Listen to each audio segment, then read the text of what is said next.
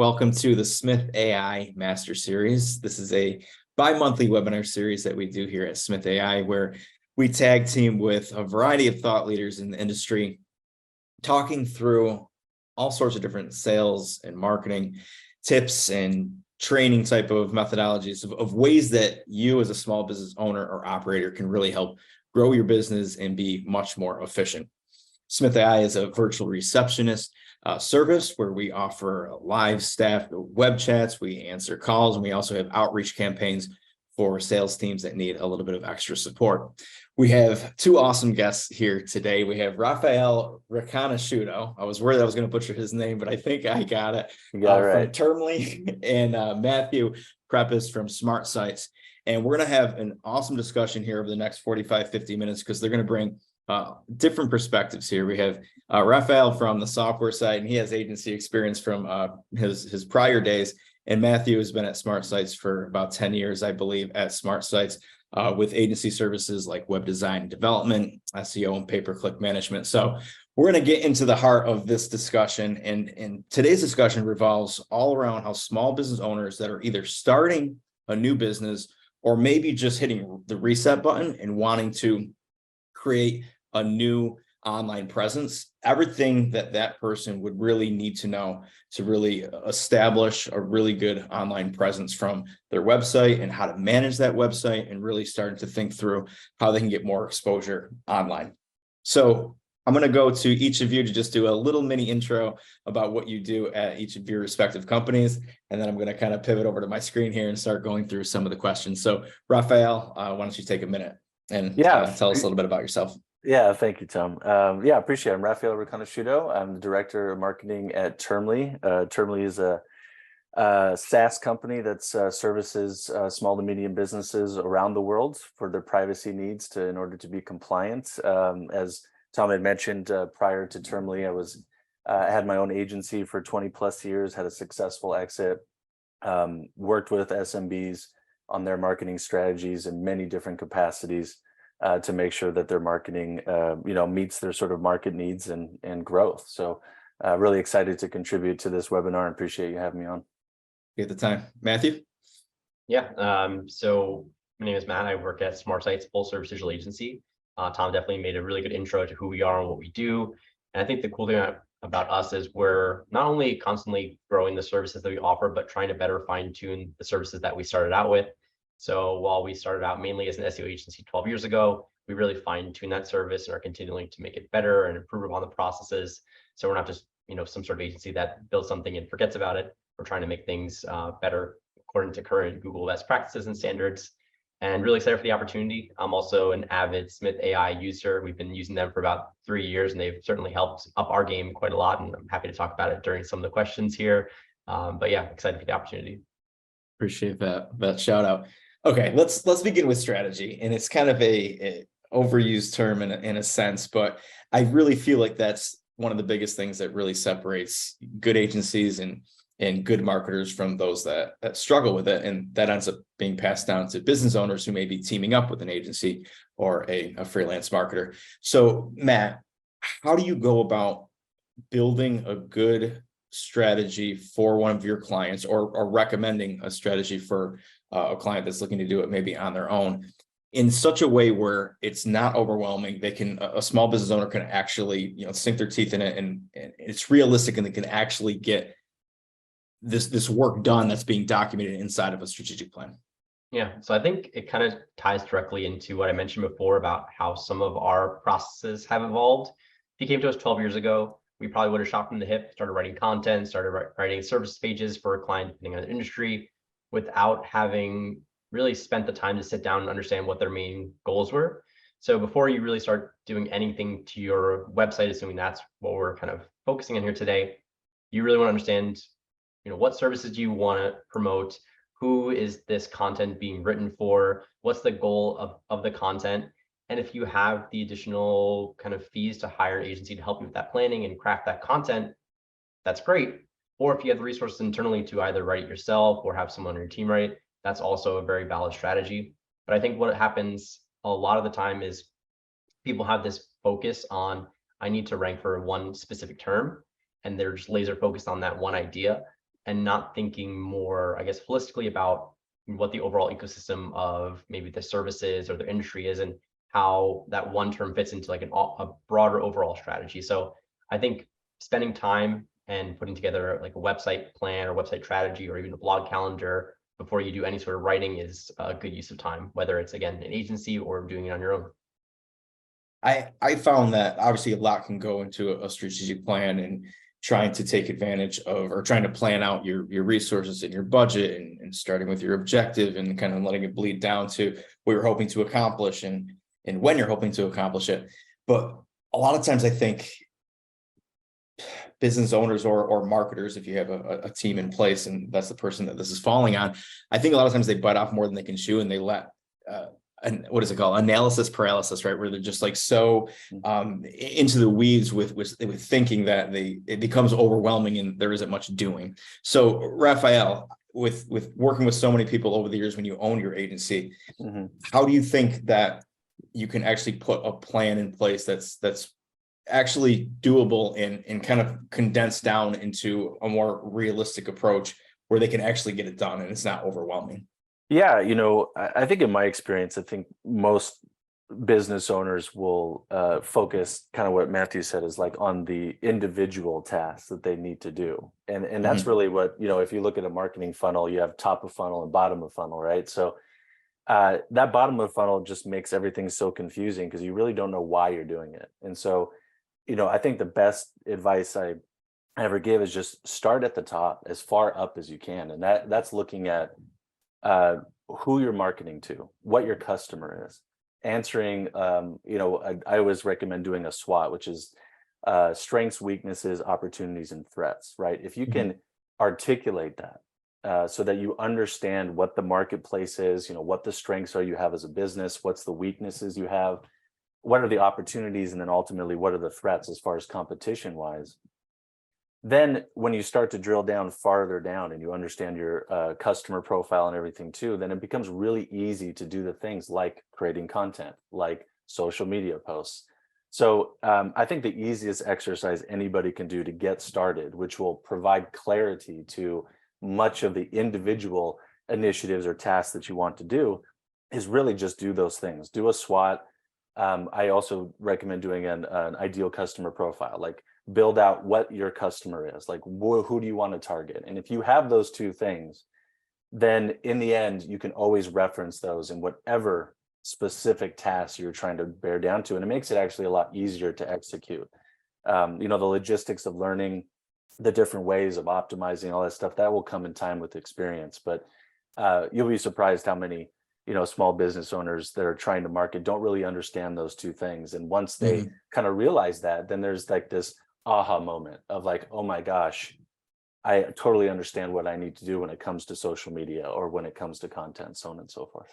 It makes that work so much easier too, because if you have a blank canvas, if you just open up Facebook or you create, let's say you're really starting out, you create that Facebook profile and you sit down, you're like, okay, what should I create today? Right. If there is no, pointed direction of what it is that you're trying to say and who it is that you're trying to speak to, it really makes it that much more challenging, even though it seems like, a blank canvas in a wide open space at the surface might be a little bit easier. But isn't that it the really truth? is not. Right? Yeah, It's like really a wide not. open space is so intimidating sometimes, right? More so than actually having that. So you're so right, for sure. Definitely.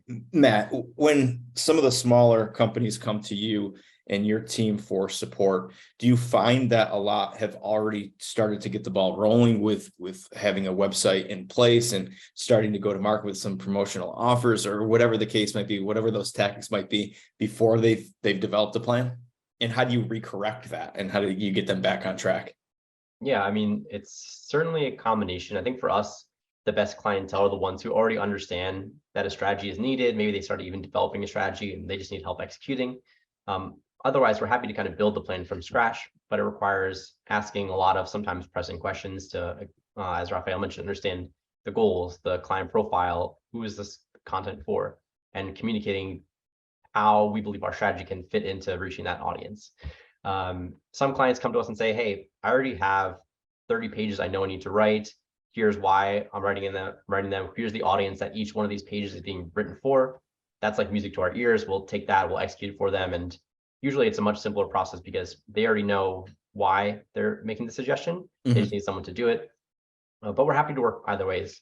If clients said, hey, I want you to build the plan for me, and then I'm going to write it, that's also an option where we can work as collaboratively or be as like involved or as removed as a client wants. We're super flexible no matter where they are in their stage of the process. Like we can walk them through how to do it. We can take what they've done and maybe critique it or edit it or make suggestions, or we can build it from scratch and execute it end to end. It's really important for setting and aligning those expectations, though, right? To level set on how much this is going to cost, a big one, how long it's going to take in order for this site and this project to get done, and who's doing what. Because I think what I've found in my experience is, some clients, some business owners don't realize that some of that work, or a lot of that work with flushing out a website, is going to fall on you as the expert on possibly that content or those product pages or whatever it is that you need to take ownership of in building this website presence, where the design and development services may fall on the agency partner. But that's all going to boil down to whoever it is that you arrange that scope of work, but it does need to be respected by both parties. So let's get into the website now. So let's say the plan is in place, goals are set, the expectations are set amongst the two parties. If you're working with an agency or a partner, what are some things that need to be done as you prepare for a website build? And we can keep that to Matt, and then I'll go to Raffaele after that. Yeah, I think you brought up a really good point, which is timelines are very dependent on both parties. We can have the best of intentions of building a site in 30, 60, 90, 120, 150 days, depending on the scope of the project. But it might be dependent on, hey, the client said they're going to give us images and content and the about us story and all this stuff, and we don't get it until day 60, and they wonder why it might take a bit longer. So my advice to anyone, if they're planning out a site project, really try and understand, what you foresee on the site. Obviously, things like a homepage, about are pretty standard, a contact page. But beyond that, what is the purpose of the site? If you have a sense of like a rough website plan, even if it's sketched out on paper or like in an Excel file, that's a good place to start. And then from there, we can help you tell you what you need in order to make the project like as smooth as possible. All right, you want to have 30 services and you don't want us to write it. If you want us to keep the project on track, let's try and get that content from you by, let's say, day 30, because that will help us keep our timelines evolved. And on our end as well, at least as part of our process, every agency is a bit different. We offer unlimited design revisions as part of our process. So, if the client approves design in 3 days, that's going to keep the process moving quicker. If the client wants 10 revisions of a homepage, that's totally acceptable and totally perfect. Like, we're happy to do it. That's obviously going to extend the time. So we try to set realistic expectations when we're mapping out a website timeline, but there are so many dependencies that can make it go, quicker or longer. Raffaele, if they don't have the luxury or the ability, or they're choosing not to work with a sophisticated agency partner like SmartSites, where obviously they'd be in very good hands, and they're choosing to do this themselves, how should they go about approaching a small business website build if they are trying to do it on their own? Yeah, the DIY question, right? So yeah, I mean, there's a lot of platforms out there that allow you to be able to incorporate, everything that you need for, say, a brochure site. I think the first thing you have to understand is kind of what Matthew said, which is defining what the site means to you or what it should be doing for you.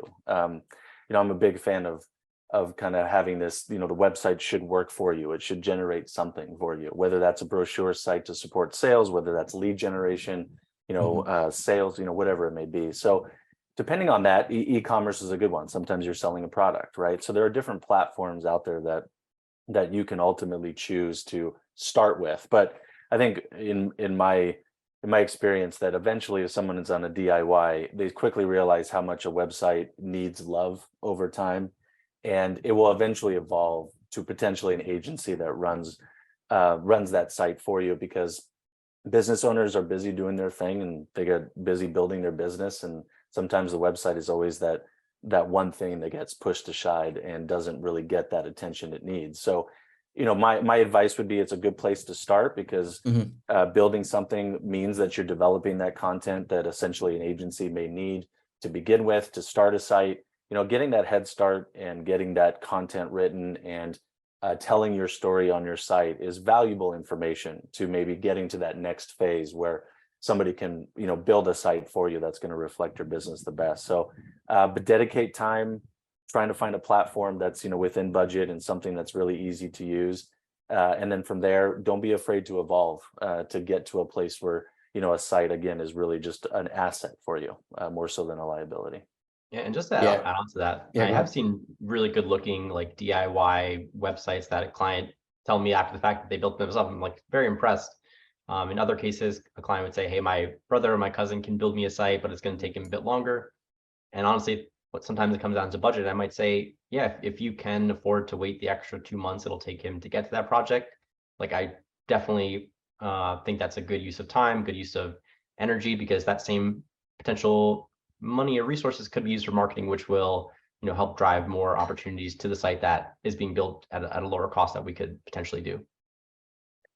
Yeah, both excellent points. Raffaele, I love how you frame that, where it's, if you feel like you have the time and the talent to do this right now, then by all means, but you probably will grow the business to a point, as long as you're successful, to a point where you do need to rely on a partner, because it really is a beast to manage an online presence and a website. And I think that some small business owners they're not realistic about how much time it takes to truly manage a website properly, with all the different changes that end up taking place with the CMS updates and privacy issues, which I'll get into in a little bit, and updates to plugins and updating the forms. And obviously content is a big beast in and of itself, to be able to make that a living, breathing resource, because it isn't just a print ad that gets run like an old school magazine where you walk away from it and you're like, okay, let it do its thing. I don't have anything to do with it anymore. It's totally the polar opposite of that.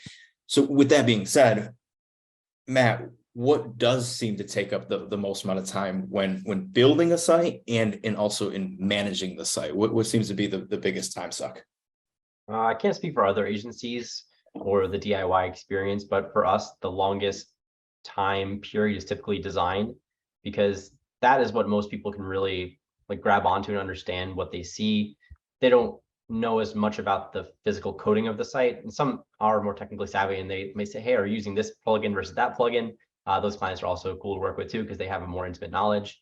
But other clients just see the visual aspect of it and are very particular sometimes about the exact like Pantone color that they use in the background, or like the size pixel of a heading tag that they want to try. They want to see it a size 12, a size 16, a size 21. They want to see it in 10 shades of blue.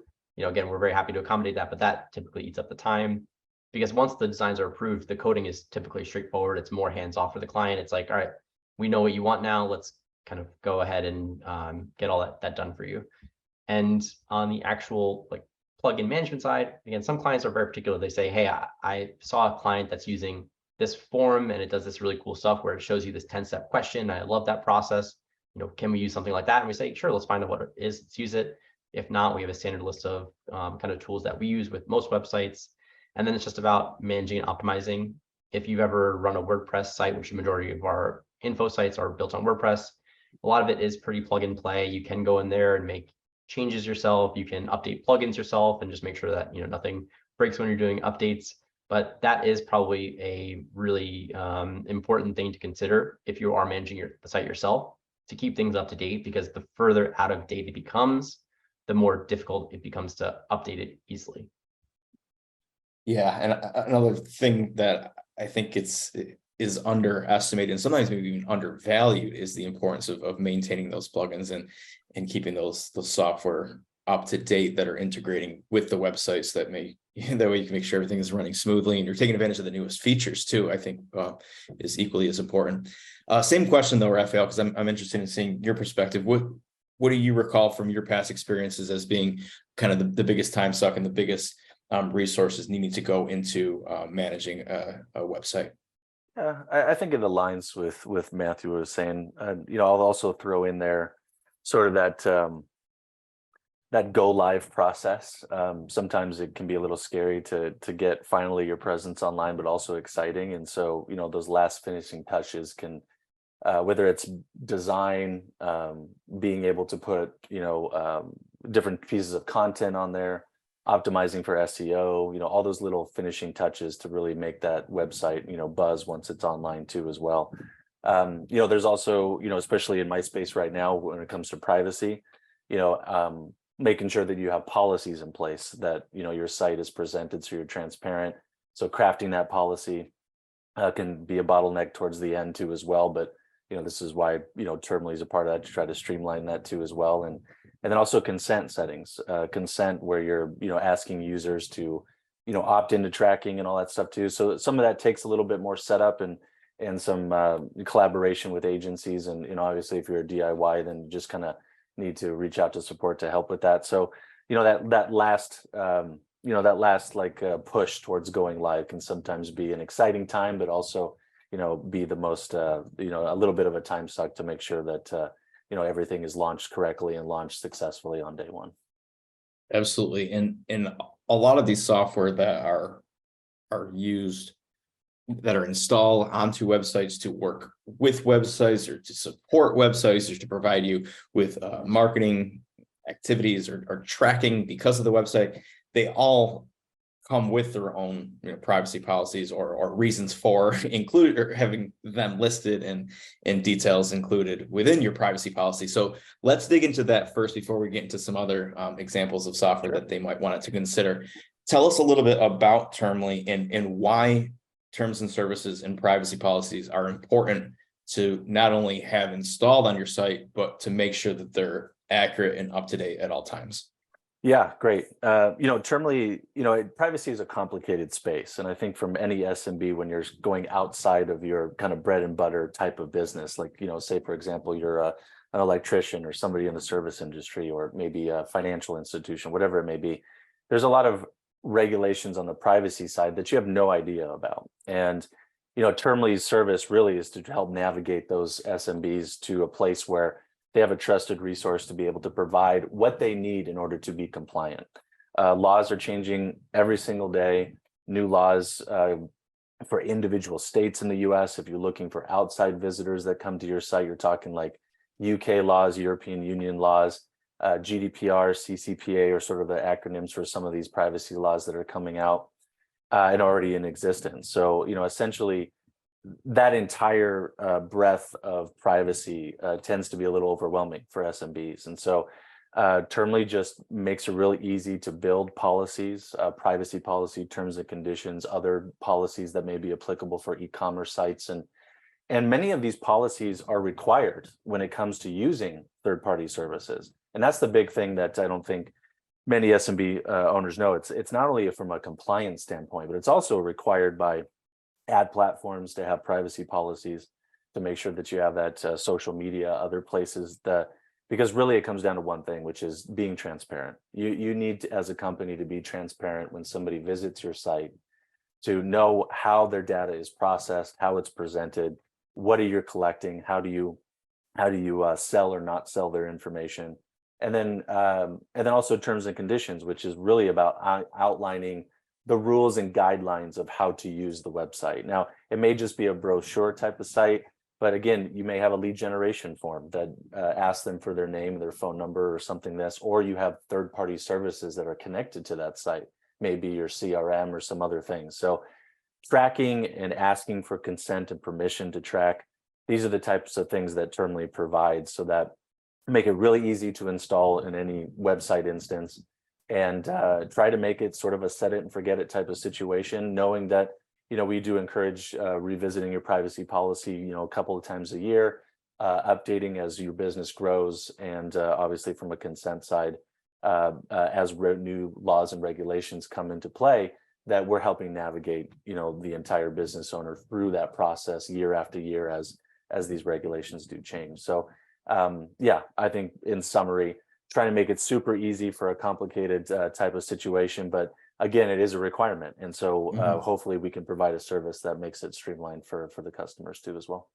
Yeah, and just to paint a picture, everyone here has been to sites, probably daily, where the pop-up appears and it says, do you consent to having your cookies and your information, collected and stored on by this business. And Mhm. not only is Termly able to provide that and make it much more easy to carry out that function, but your software can, the terms and services and the privacy policies automatically update based on the software that's being installed on the back end of the site. So you never have to remember to update that privacy policy based on adding your Facebook pixel or your Google Analytics tracking or your HubSpot code or whatever it is, right? So it makes it much more easy for the user, for the website owner and operator, him or herself, right? Yeah. Matthew mentioned, like, part of it is updating plugins and updating your site and doing all these things that are so important. It's that ongoing love that I talk about with, making sure your site's up to date and everything. It is crucial to do that. And with that also comes the introduction of new tracking methods and new things. And so our software, identifies those automatically, updates your policies automatically, so that it is actually one thing that you don't have to update, in addition to the other things that you have to do sort of manually for other sites, if it's a DIY, or hopefully you have an agency that helps you out with that. So yes, we try to streamline that entire process. And then also there's a huge education element too. Mhm. I think individuals care about privacy. Like we protect our information to some degree on a day-to-day basis. And, it is the website owner's responsibility to provide that option for the visitors that come to that site. And like I said, at the end of the day, that can be a little overwhelming, but when they know there's a solution out there that can really streamline that process and make it easy, then it's a no-brainer, because they make that personal connection and privacy. And it's necessary too. This isn't an optional thing. When you're building websites, you need to consider, what your privacy policy and your terms and conditions say. It needs to be there. It needs to be accurate. It needs to be up to date. And something that I think about through the same lens as terms and conditions and privacy policies is web accessibility. So Matt, before we started the webinar, we briefly mentioned that we both have experience with Accessibility, a wonderful tool that exists out there that allows you to more quickly make your site more web accessible to those that require a different type of experience on the site.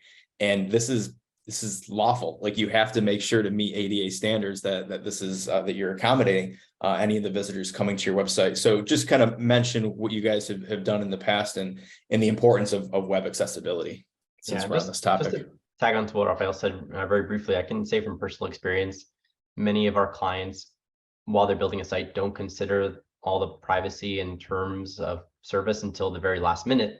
And that's why we send these people to be like, hey, if you need help with this, talk to Termly, and they'll be able to help you and do it the right way, as opposed to just try and slap something together, which probably doesn't make sense or is not compliant.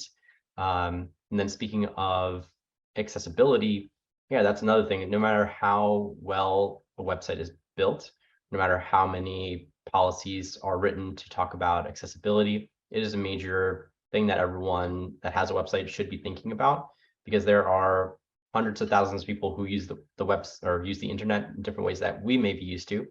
And that experience needs to be very easy and accessible for them too.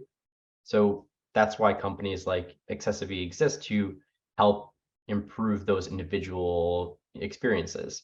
And they can make a site more compliant with a few lines of code than someone spending 20 or 30 hours trying to build in all this additional accessibility and compliance. Same thing with Termly. The reason companies like Termly exist is because it's a problem that needs to be answered, and having someone or agency trying to figure out that solution is really not the case or the way, because we're not lawyers. We don't know about compliance. And again, no matter how compliant we make a website, there's still something that Accessibility can help better in terms of accessibility. And there's still privacy and other term issues that Termly can solve that we never could. Yeah, I project managed a many websites over the years, and this is really just not at the forefront of most business owners as they were either working on websites or paying to have someone else work on a website. And it's so critical, so critical to have both, the privacy in place and web accessibility in place. And it's going to be even more critical as we continue to move forward with as this becomes more of a concern, and AI is going to make this rapidly move much more rapid than it probably has already been moving. I've just been watching the Google keynotes from last week's, major AI announcements that they're working on. It's just mind-boggling as to how much more sophisticated we're getting in a really, really short amount of time. So this is going to have a ripple effect on the way that you and I, as small business owners, manage our web presences, and we got to take it a lot more seriously. So let's move forward now into forms and lead capture. I think most small business owners are building websites probably to add credibility and probably to give themselves a home base, if you will, for their web presence. But I think 9 times out of 10, they're probably wanting it to be a lead generation resource, and they can run paid campaigns and social campaigns and email campaigns, and they're going to be oftentimes driving them back to the website in order to capture information, to process that lead into their systems and manage.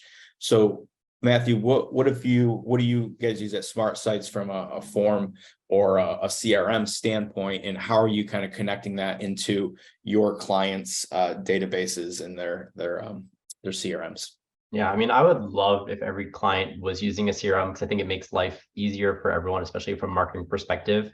When new businesses starting out, a lot of them literally operate out of contact forms being sent to email, maybe being passed like a Google sheet or an Excel sheet. And I think that's fine for a certain period. But if you really were or want to start kind of using some marketing tools that could be beneficial for you, companies like HubSpot even offer free CRM solutions, might be up to like 2,500 contacts or something like that, which is still, for a small business, plenty of contacts you can use. And that way, instead of you trying to look up the 10 leads that you got last week in your inbox and then maybe put them in a spreadsheet and update it with your own color codes, you can use these tools like HubSpot, which have built-in email replies, which might help you kind of like introduce yourself to these clients in a better way than you thought was possible. And I think just from an organizational purpose, using a CRM is much easier for anyone, because we might say, hey, we saw that you had 10 conversions on your website. We don't really have visibility into what those conversions were if you're just getting emailed these leads.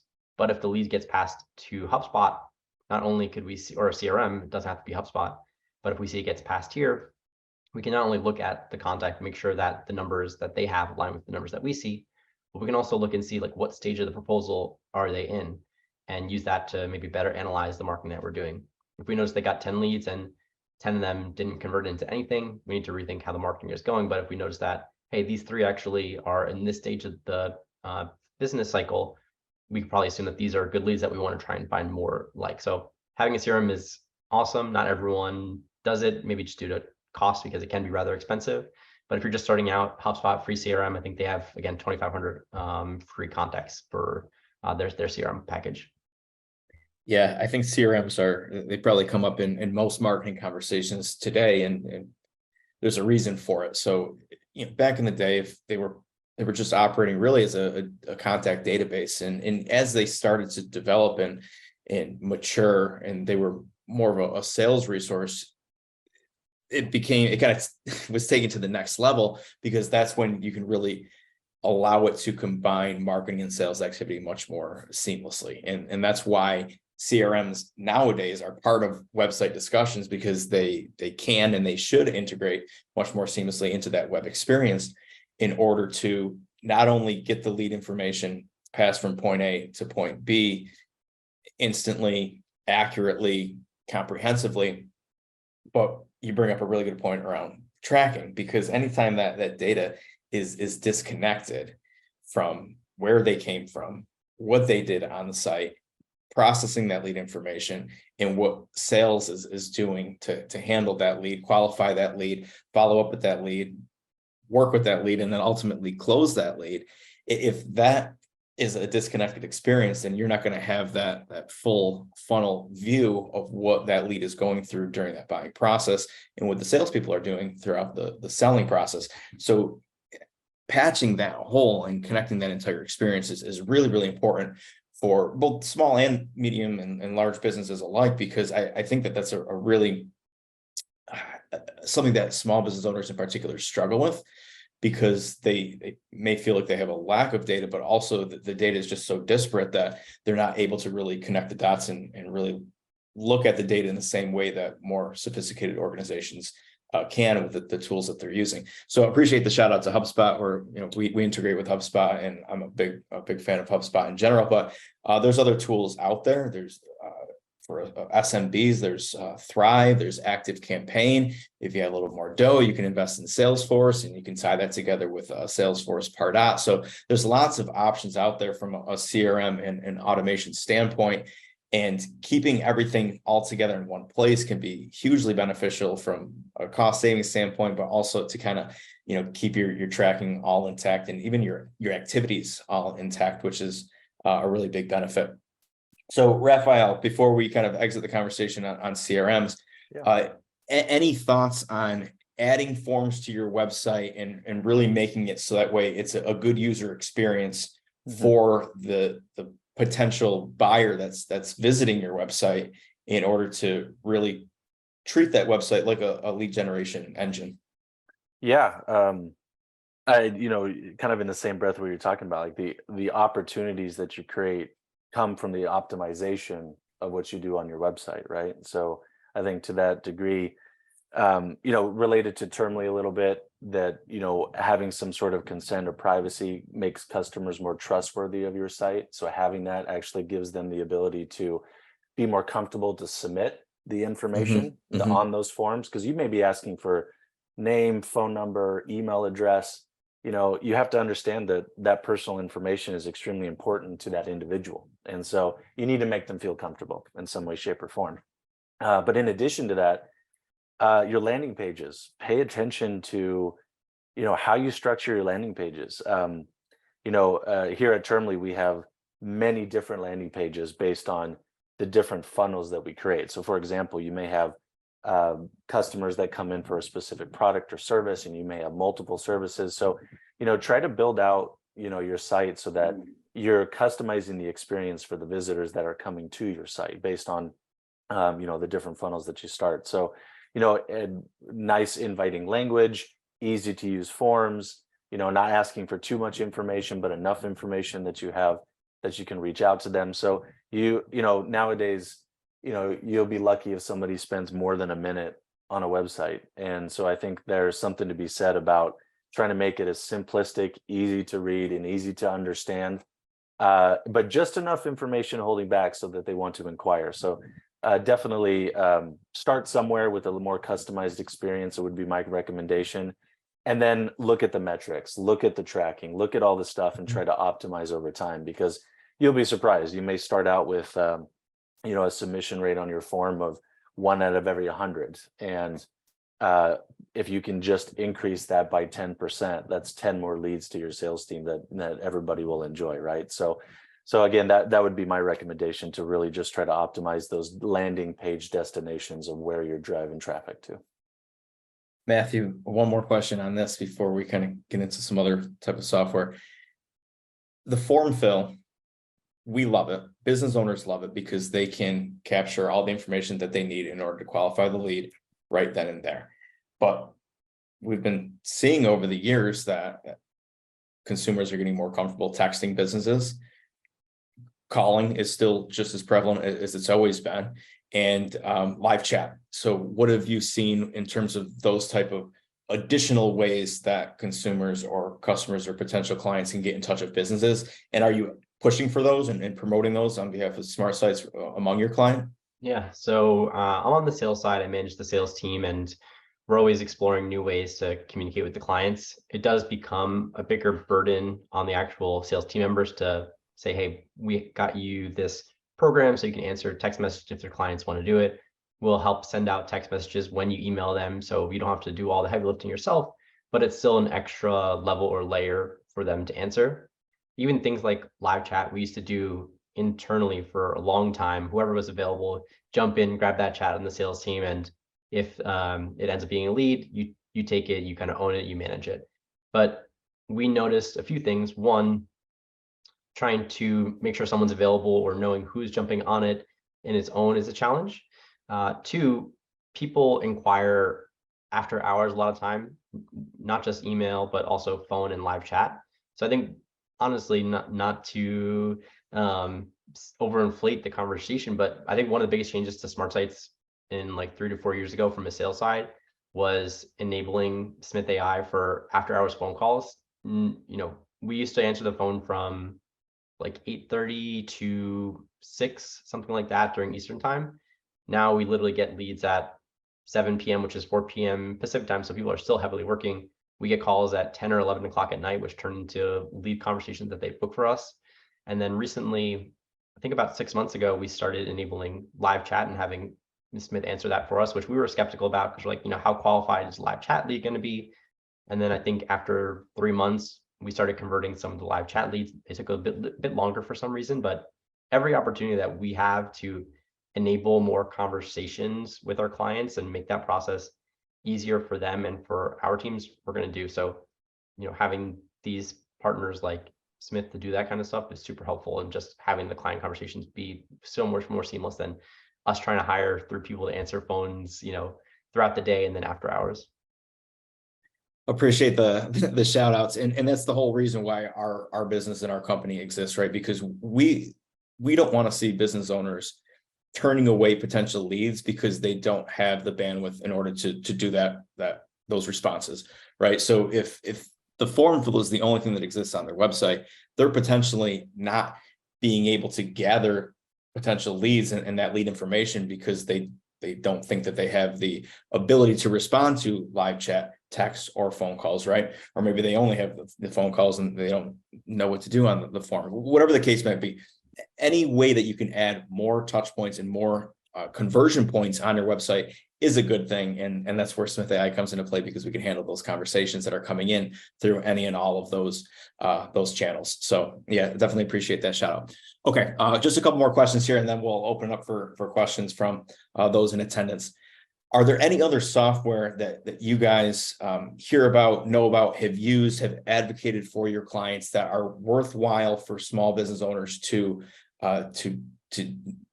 that they need to know and they potentially need to implement on their site here today? Matthew, let's go to you first. It's a tough question.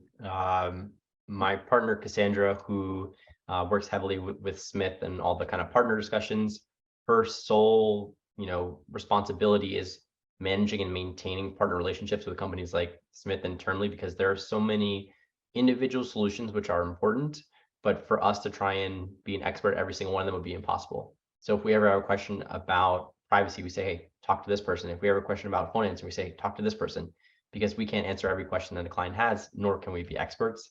In terms of what additional platforms are going to be the most important, I think another form of communication beyond just like text-based email is things like email newsletters. It sounds simple and silly, but a lot of businesses aren't doing that.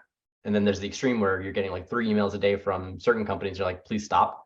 Other companies, don't even do 1 a month or 1 a quarter. So you have, going back to the CRM conversation, all these people in your pipeline who probably haven't been talked to or touched in a few months. And without you physically having to pick up the phone and call them, you can send them an email blast and just give them an update on what's going on and be like, oh yeah, I remember those guys. Let me reach back out to my rep. So I think email marketing is an underserviced industry right now. And if you're able to manage some of that on your own, again, going with the free option, I think MailChimp has up to like 5,000 subscribers you can do for free or something around that range. There's so many solutions out there with various levels of like tools and offerings and pricings with any service out there. So yeah, I think email is one that is pretty underserviced right now. Yeah, and MailChimp's a good one.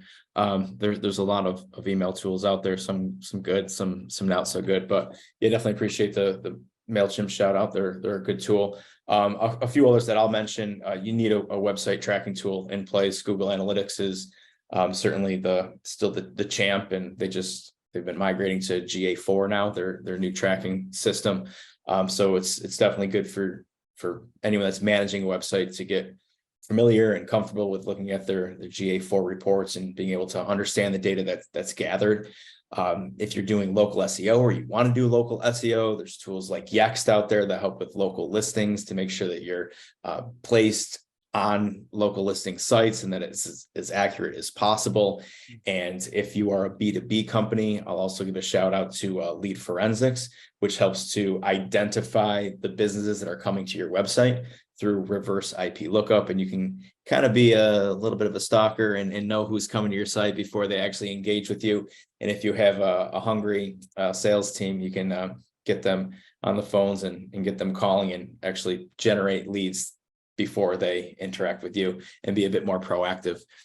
Raffaele, we're coming to a close here. Let's do this one final question for you. Obviously, there's a lot of software here. We've talked about the importance of a plan. We've talked about what folks need to know when they're building a new site. We talked about tracking and CRMs and forms and lead management and privacy policies and web accessibility. How can a small business owner not get overwhelmed with all the different software and service options that exist out there? And how can they make this a much more manageable process? That's a great question. I think maybe kind of circling back and bringing everything full circle to kind of what we discussed at the beginning, which is, stay focused. And I think that if you understand your customer really well, you'll easily make the connections to the software that you need to start. And you can always add more software, not losing out. I think it's just a natural growth progression as you continue to grow your business. So don't overwhelm yourself. There's a lot of recommendations we've talked about on this webinar, and don't be afraid to ask the experts. I mean, Matthew is a huge value to have a conversation with. I'm sure they're willing to provide insights, and because in the end, even if you start on your own, you're eventually going to get big enough where you need some help. And in the end, whether it's a short-term solution or a long-term solution, I would just say, focus on the core things, get a website going, make sure that you have some trackings like Google Analytics, which is free, and a way to somebody to contact you with the form. And then from there, you can start building those additional services from there. I do agree that a CRM is something that everyone should start with just to stay organized. It'll make life a lot easier too. So I think HubSpot's a great option too as well. So I think those core functions is a great place to start. Don't get overwhelmed. There's always going to be an opportunity in the future to add more services and more software, but just stay focused and service your customer base. That's really what it comes down to, and those opportunities will come over time. Yeah, that's awesome. Awesome. Matt, anything to add onto that question? I guess one tool I was thinking about recently while you guys were talking and giving some also really great suggestions on other tools to use is automation tools like Zapier can make life very easy. So as you kind of go through the motions of running a business and running a team or doing a sort of any position, try and see like what tasks you do all the time and try and see if there's tools like Zapier which can maybe help mitigate some of that time constraints. And if you ever search for like something, I don't know, Google Sheets to Google Forms, there'll be hundreds of pages of documentation on how Zapier can help set up that stuff. But even more specifically, you can use, I don't know, like Google Ads or LinkedIn ads to Google Sheets, whatever you're trying to do. There's typically a solution that Zapier can help save you, 10 minutes a day, which doesn't sound like a lot, but then you multiply it by, 5 days a week and, 4 to 5 weeks in a month, 12 months in a year, it adds up to quite a lot of time. And it's funny, whenever we talk about automation, I'm usually talking about saving 5 minutes in a task. And it was like, yeah, is it worth spending 2 hours to set up this thing that's going to save 5 minutes? Like, not now, but in 3 months, probably, yeah. In 6 months for sure. In 1 year, you'll be trying to understand how we ever live without it. So Zapier can be a really cool tool, and it's relatively inexpensive.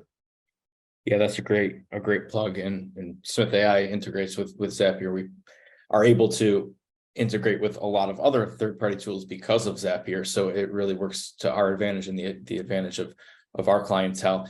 And fun fact, I just learned this from a teammate a week or two ago, but they just rolled out in beta the ability to build forms natively inside of Zapier with kind of a quasi CRM. It's not going to have CRM functionality, but it's going to be able to act as kind of your database and kind of a storage house of all that content information that's coming in through their forms. And it can even house the forms, and you can build your landing page and your thank you page directly on your Zapier properties. So it kind of is super convenient because you don't need to go out necessarily and have another third-party form building tool if you already are using Zapier, which is really, really cool. And the final note that I'll end with, it is kind of an overwhelming space right now, marketplace right now, just with so many options that are out there.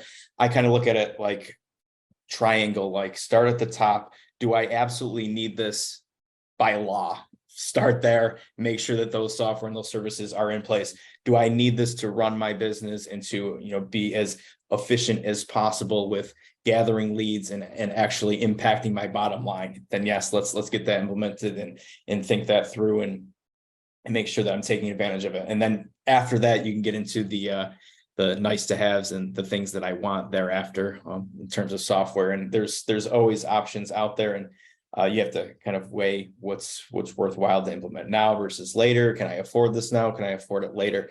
And that'll obviously help with decision making. All right, we have a few minutes. If you have any questions, please drop them in the chat area, and we'll do our best to answer them right here and now. Somebody asked if they could have the contact information of our two awesome guests, and yes, I can include that in the follow-up email that I will be sending out in actually just a few minutes. As soon as we wrap up, I'll send the playback to all of those that were able to attend, and obviously that playback link will exist for those that weren't able to attend live as well. So I'll just give everyone a minute or two here, and I'll drop a little bit of information about Smith.ai in the chat as well.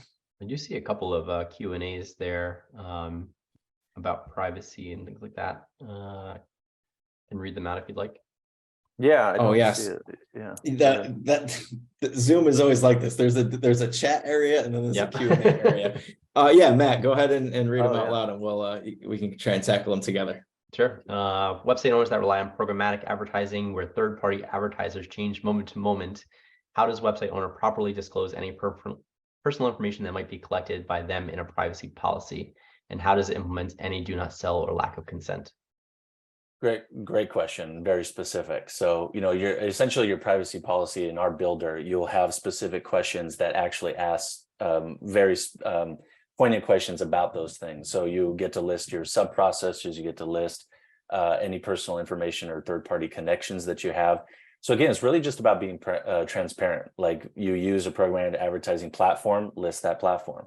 As far as the do not sell, there's specific links that you can place through our tool on your site so that it gives opportunities to visitors to opt out or at least get more information about the do not sell option, especially from a California CCPA standpoint, from the regulatory laws from there. There's even 3 laws that came out this year that also have Virginia-based laws where they do have a do not sell requirement. So at the end of the day, your privacy policy, if you go through our generator, will handle all those different instances, especially as it's applicable to the specific laws in the United States and outside the US too as well. So that's an easy way to make sure you address everything that you need in a privacy policy that allows you to be covered. All right, this one was also about privacy, Raffaele. Regarding Google Analytics, how can a website owner pinpoint what personal information is collected by GA for privacy policy purposes? Separately, where can one find a template for proper data mapping by small companies without IT departments? Interesting. Good questions. All right, so the first one about Google Analytics, pinpoint what personal information is collected by Google Analytics. GA4 was mentioned on this call, and a lot of the migration to GA4 is moving towards more event-based tracking so that it applies to more privacy laws throughout the world, especially when it comes from international transfers. But at the end of the day, Google Analytics has pretty good documentation as to what they collect as far as personally, but most of the time it's been IP address location information if it's not tied to a direct login via Google. So overall, when you provide consent on your site, again, it's that transparency. We track the cookies that are placed by Google Analytics. And so they get categorized most of the times under analytics and or advertising. And so those categories themselves kind of sums up exactly, what type of cookies or tracking methodologies and the information that Google does. And then from there, what was the second half of the question? Somebody offed it. What was the? It was about data mapping if you don't have an IT department. Yeah, so the data mapping. So templates, I think we actually have one on our site. So I'll share that with a very detailed article on how to set up data mapping and how to essentially present that as an option. especially if you're not using a third-party service or large enough that has an IT department, like you mentioned, where you can have sort of a base template to use from. So I'll make sure to, Tom, you're going to share our contact information. Yeah. Feel free to reach Yep. out, and I can share that article too as well. Wonderful. And the last question here was, how does Smith.ai answer questions from customers about products on behalf of the business? We actually work with you to develop a call flow and a playbook, so that way we understand the commonly asked questions, and we'll field as much as we can directly on that initial call or on that initial chat. And if we do need to schedule a call or a meeting directly with a member of your sales team, we'll obviously do that, and they can get the actual full rundown, and you can take the baton and run with it and actually work to close that deal. So really good discussion. I think this was a meaty topic, because we let it go into a number of different tangents and rolled it all up into the summary of everything that a business owner needs to know related to a website. And there obviously is a lot that they need to know. So really appreciate you guys joining us here today. Our next Smith.ai Master Series will be on cold calling, warm calling, and offers that you can use in order to improve your reach rates and your conversion rates with your outbound call campaigns. And we hope that you will join us for that next Smith.ai Master Series. And Matthew and Raffaele, really appreciate the time, and thanks for all the information you were able to provide today. Tom, Thank you, very Tom. much. Thank you so much. Appreciate it. Thanks, everyone. See you next Okay. time. Take Bye, care. guys. Bye.